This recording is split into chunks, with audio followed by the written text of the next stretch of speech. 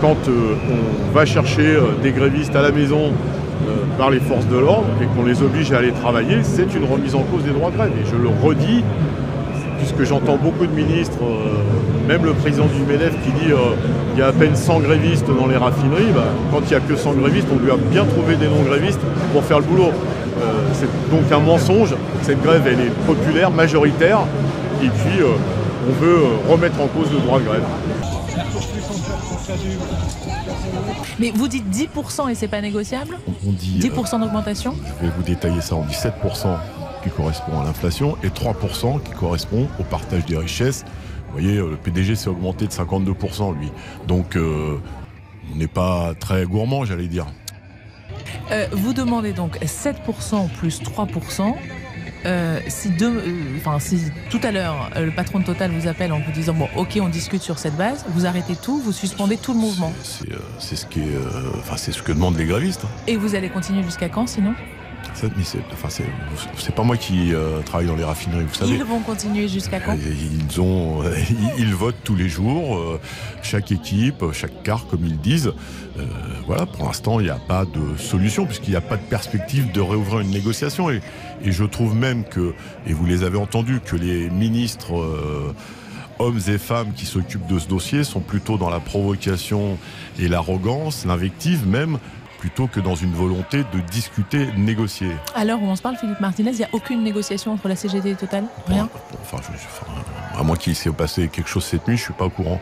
Mais au-delà de ce qui se passe chez Total, cette question des salaires, elle est largement partagée dans l'ensemble du pays. Et aujourd'hui, jour de grève interprofessionnelle, je vois, il y a des grèves chez Disney, par exemple.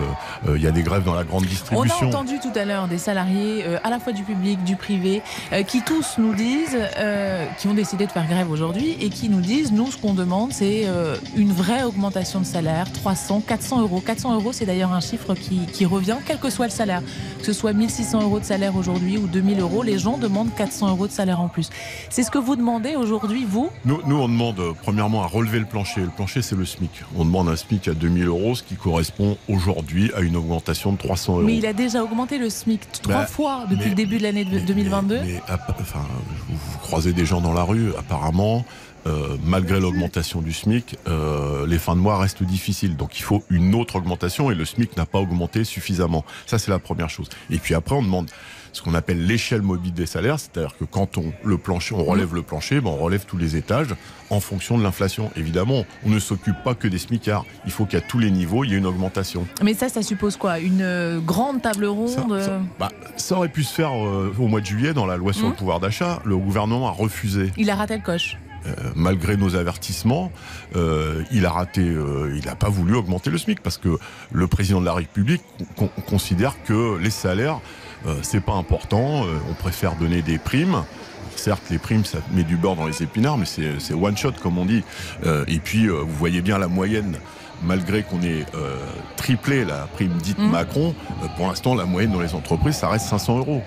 Quand on voit le degré d'infamie qu'il faut pour que des médias bourgeois reprennent en boucle le fait que certains syndicats qui ne sont pas dans la grève signent l'accord et que ça vaudrait protocole de fin de grève, alors là franchement, on est au sommet. L'argent pour les retraites, pas pour les actionnaires. Il est crédit de guerre. L'argent. On a aussi une petite annonce à vous faire. On vous propose toutes et tous de rejoindre la CGT si ce n'est pas encore fait et de flasher le QR code qui se trouve dans votre livret de chansons au niveau du verso de la 4e de couverture. Et il le répète d'ailleurs, toutes les entreprises qui le peuvent doivent augmenter les salaires. Bruno Le Maire, c'est marrant, toutes les semaines il change d'avis. Il y a 3 semaines, il disait « Je ne sais pas ce que c'est que les super profits ». Je l'ai entendu sur votre antenne, il dit « Oui, les profits, c'est pas normal, il faut augmenter les salaires ». Et puis hier, il remet une louche, si je puis dire, en disant « Ça suffit les grèves, il y en a marre des privilégiés ». Enfin, en gros, c'était ça. Il n'y a pas de cohérence et le message du gouvernement, c'est plutôt l'invective. Rappelez-vous, il ne devait pas y avoir de problème, malgré la grève, il ne devait pas y avoir de problème de carburant. Il y avait des stocks de sécurité. Bravo, gouverner, c'est prévoir, paraît-il. Bien vu les prévisions. Anti-capitaliste.